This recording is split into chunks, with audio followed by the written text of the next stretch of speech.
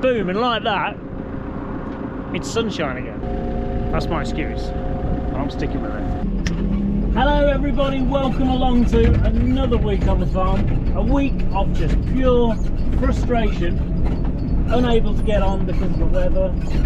It's just been awful. The sun hasn't shone, hasn't rained, it's just been dull, windy, humid.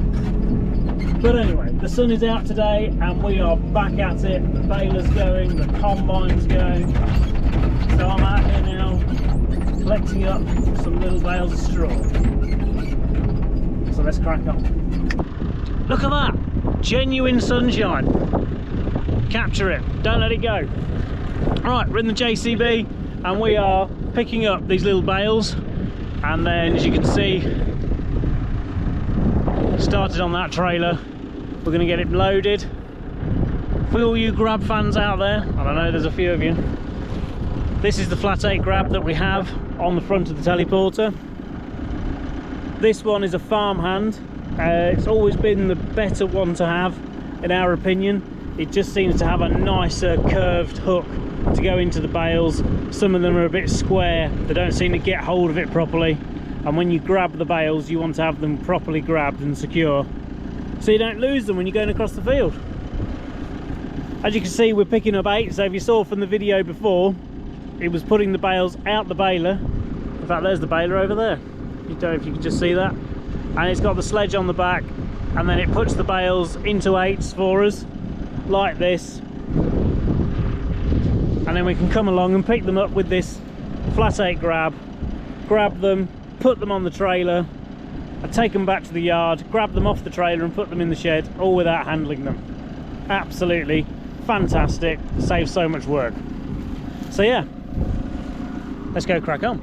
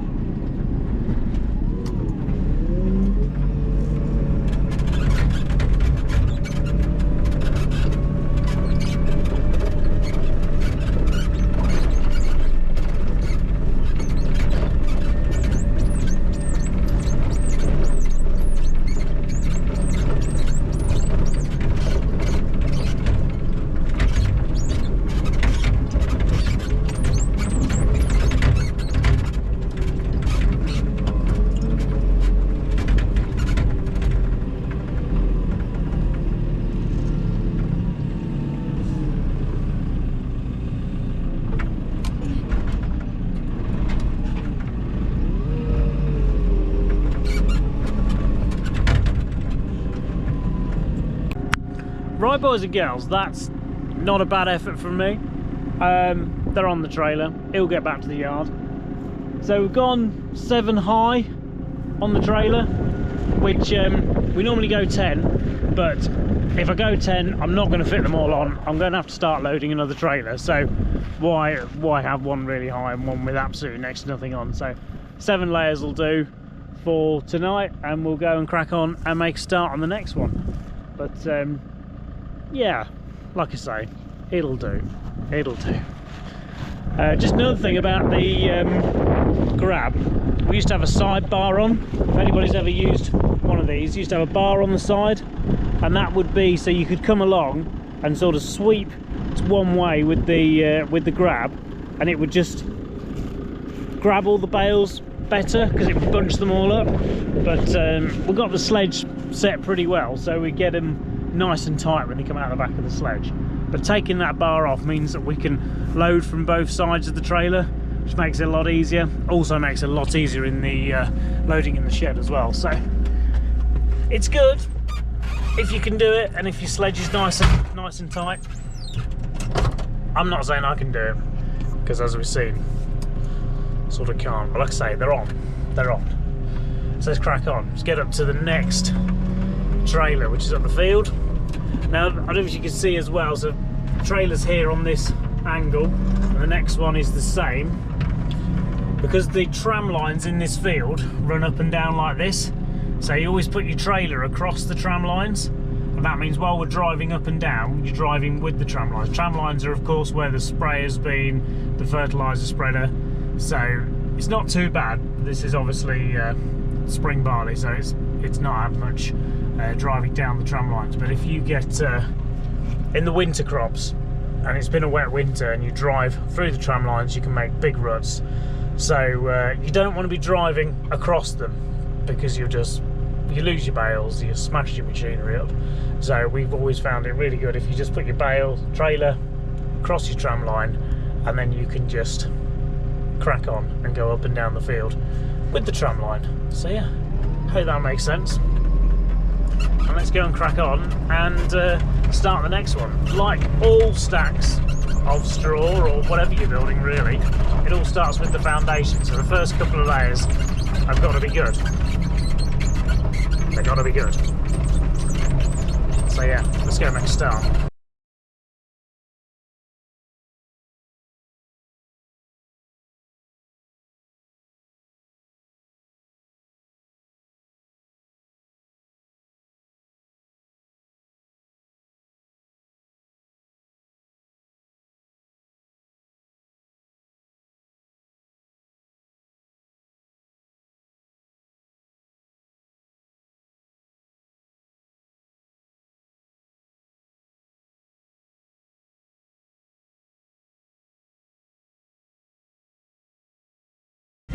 Woohoo! First layer on. Right, you know what I was saying about foundations. So I don't know if you saw there, but when I was putting the bales on, I sort of made, well, let me show you. It's easier to show you. So I've ended up with a gap down the middle. So the first two layers will have a gap to make them wider at the bottom, and then after that you keep them nice and tight. So just go along now and check that we've got the gap sort of right. So if you look look on the side that I can see, it doesn't look too bad down there, and then you look on the side that I can't see, and it's all a bit in and out. So just need to, you got to get this bit right. And if I was a pro like brother Nick or dad or sister Harriet, it would have been spot on. They don't have to get off and do this, but like I say, this isn't really my job, but I'll go anywhere and do anything, go where I'm told. So yeah, just need to make sure we get these spaced out correctly, and then we'll be away. Oh, look at that. Haven't had many of those. Beautiful sunsets, that's what we need.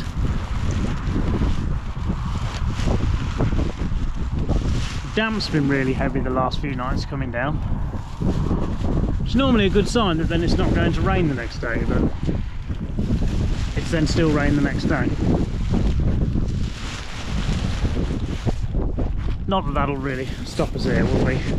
We'll have this done before the damp comes down. I hope so. So it's gone seriously wrong if we don't. There's only a couple of hundred to pick up. So, ta-da! That looks better. Nice gap down there. Possibly a bit too much of a gap.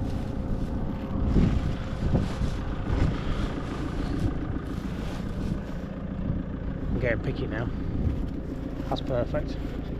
So you get 7 eighths, so there's eight bales in an 8, obviously, and then you get 7 long, 7 eighths.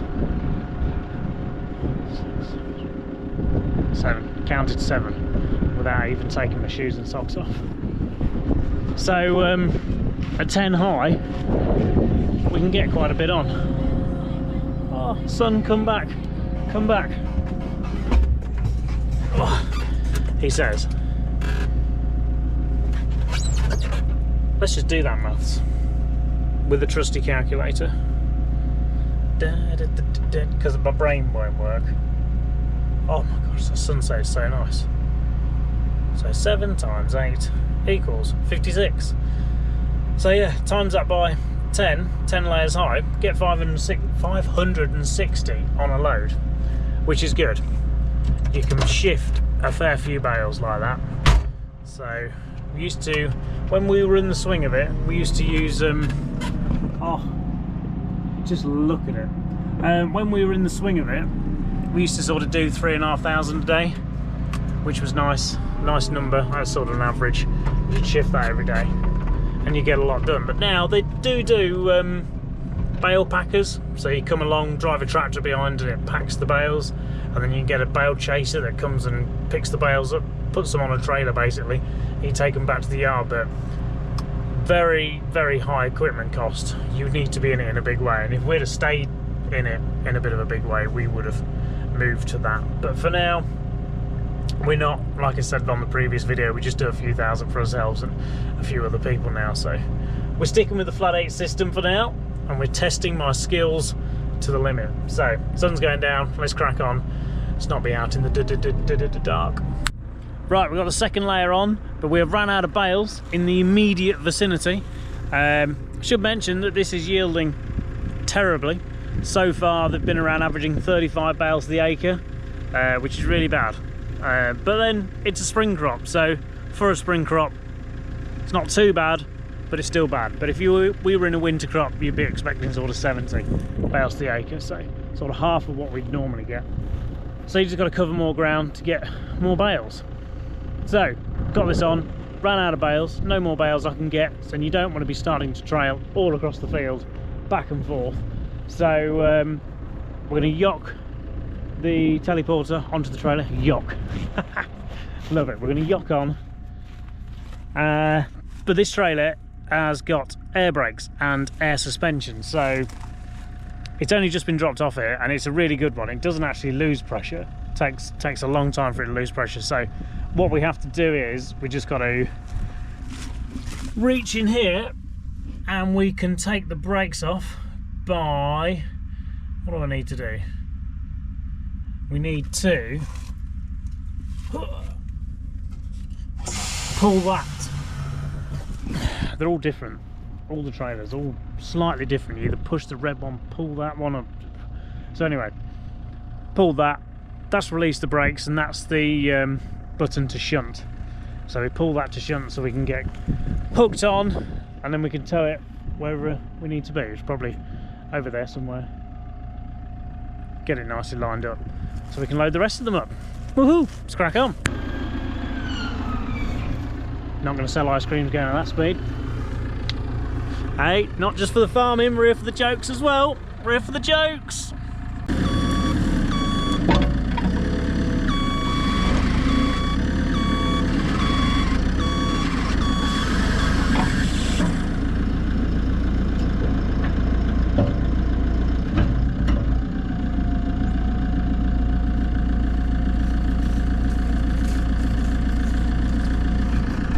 Overshot that slightly. I'll tell you for why.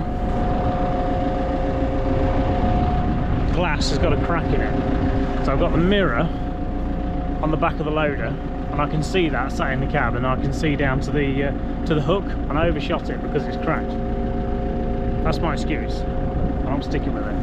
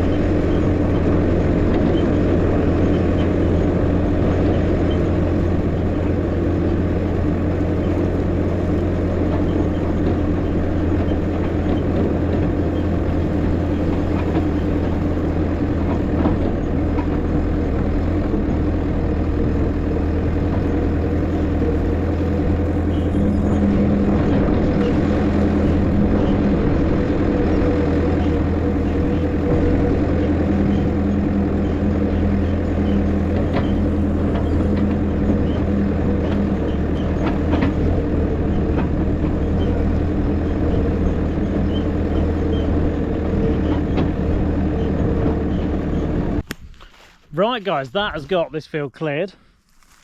I've only got 3 layers on, so I probably didn't need to get all the effort with the first 2 layers separating them, but put the foundation in, you never know. You never know. You gotta think big, but yeah, only 3 layers on this one. That one's got 7 on it. I thought I'd just chuck a rope over it. I know, a rope, old school. Have we got, I didn't think there was a rope in here. We found a rope. Let's put a rope on. Because everyone goes, oh, you young'uns, you only know how to use straps. I don't think that's long enough. Let's see if it's long enough. And if it is, I can show you some rope skills. It's like being in the Scouts.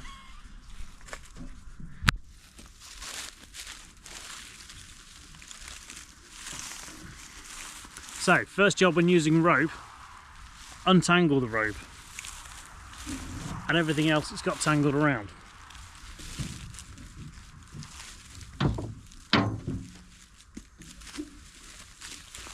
In this case, a ratchet strap. So we use ratchet straps carting round bales and big bales, and we use ratchet straps carting small bales as well, but to go side to side. But to go front to back, you could, I'm sure you could get ratchet straps that are long enough, but we've always used ropes, and a rope is perfectly acceptable and good enough for this job. I think in this case it's the operator that's struggling. Oh, there we go, we found an end. So we hook it, we throw it over the corner. This is where the wind detection device will come in as well. We'll throw it over. Obviously this is only 3 high, so not much of a throw. Even for a slightly short person like myself. And then hook it on, and then pull it all the way back, flick it over to the back or the front of the trailer, whichever way around we do it. And then we can do a hitch, which is key. Like all these things, it's like tying being in the shop tying a butcher's knot. I could never do it, and then you just practice, don't you? Practice, practice, practice until you're perfect. So let's do it. So we'll get the eye end of the rope and we will roll it up into little loops like this, and then we shall go to the front of the trailer. The wind is blowing this way, so you just want to be able to flick it over, he says.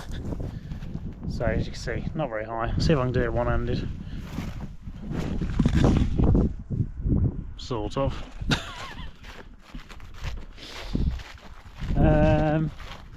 Where I wanted it was sort of here. It's ended up here, but it's okay. I can get it.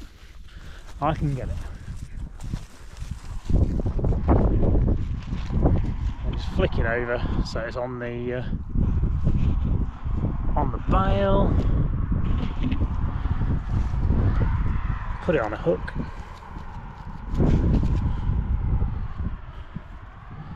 And then go around and give it a pull, but make sure it doesn't get hooked up on anything. I will just check that, because I don't want to go and pull an airline out. No, we're all good. We're all good. Probably don't actually need to cross it over. In all honesty, it's probably more likely to slip off. When you're sort of 10 high, crossing them over is good, so it pulls them in, gets them nice and tight, but I don't really think it's necessary here, as high as we are. So we shall go again.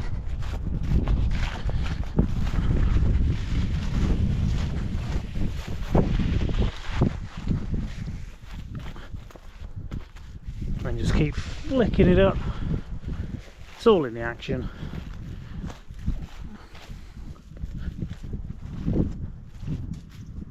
Ta-da! So we get to the back, and then we should do a hitch. Light's fading fast, isn't it? Boom, and like that, it's sunshine again. put the lights on the loader, so you can see what we're doing. So we're going to do a hitch knot. Knot? Is it a knot? Hitch. Doesn't sound right, hitch knot, but anyway, we're going to do a hitch. Anyway, whatever it's called, we're going to do a hitch. So, like so, well, it's like this. I'll show you like this here. So you loop it round like so, then up over there, and then round. Da da da. Ta-da! Now do that slightly faster.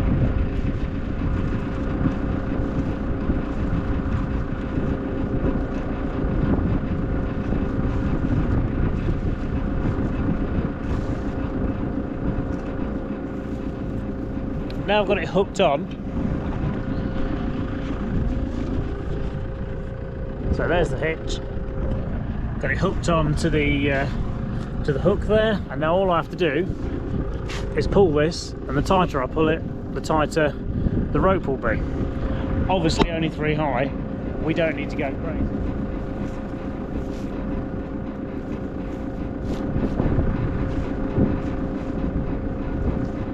Now if you wanted to, and if you didn't have a lot of weight about you and you were pulling down and you wanted to get it even more tighter, you can do another hitch again. It's called a double hitch, and that then pulls the first hitch and gets it really tight. But obviously only being 3 high and it only being small bales of straw, we don't need to do that tonight.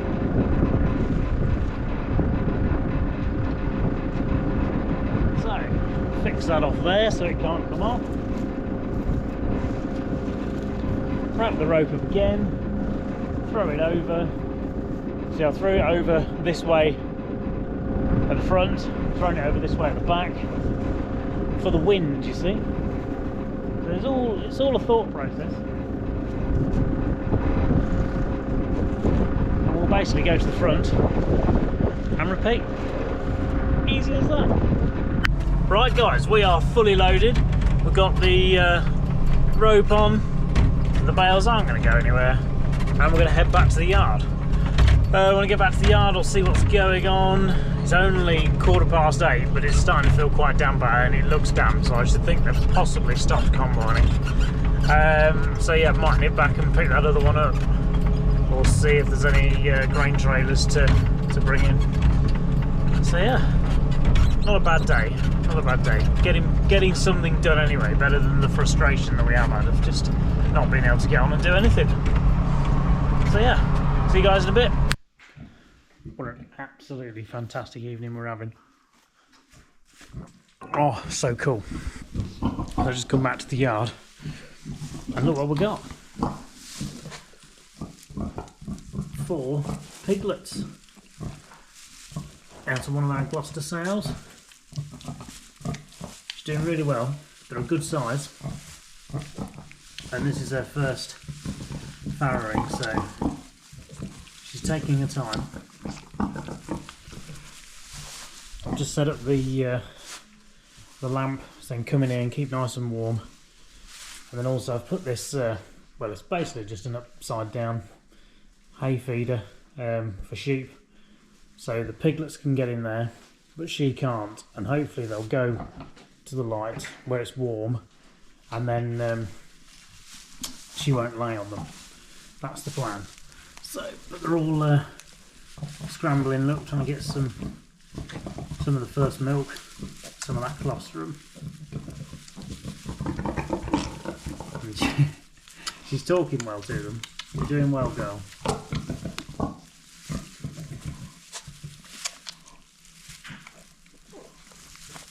Always fascinates me just the instinct that they have to just go and latch on.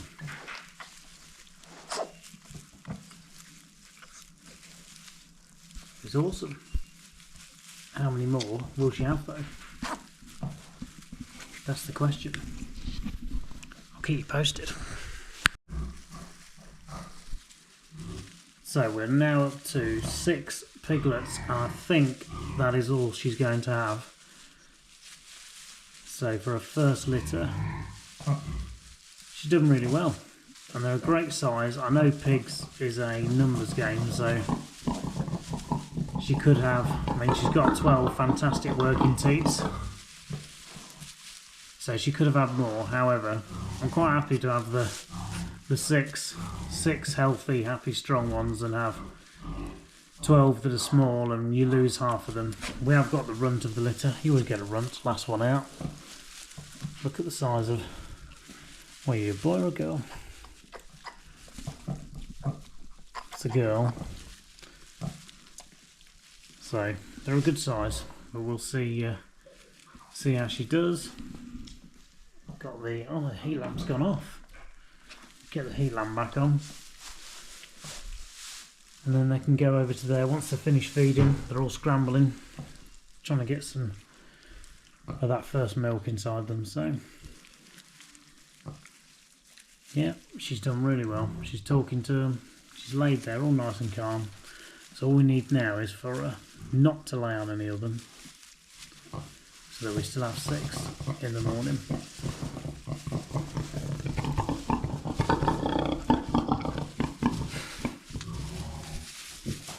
She's doing a good job telling them off, saying get back down here, get feeding. It's alright, see you guys in the morning, and let's hope we still have 6. Good morning everybody, we're back in the stable with the pig and 6 piglets. Look, she's done a fantastic job. They're all still here, all alive. She hasn't laid on any of them. She's chatting away to them. They're all at the breakfast bar.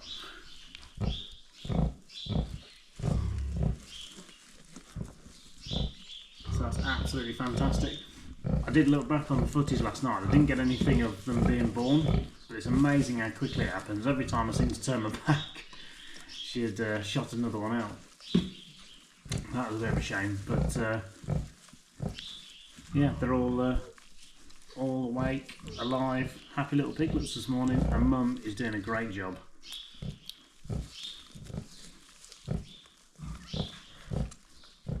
So yeah, it'd be really good to see how these guys grow over the next few weeks. You'll see how fast they grow.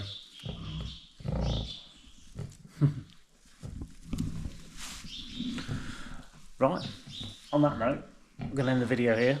Thank you all for watching. I've been George, you've been watching Both Up. I'll see you next week.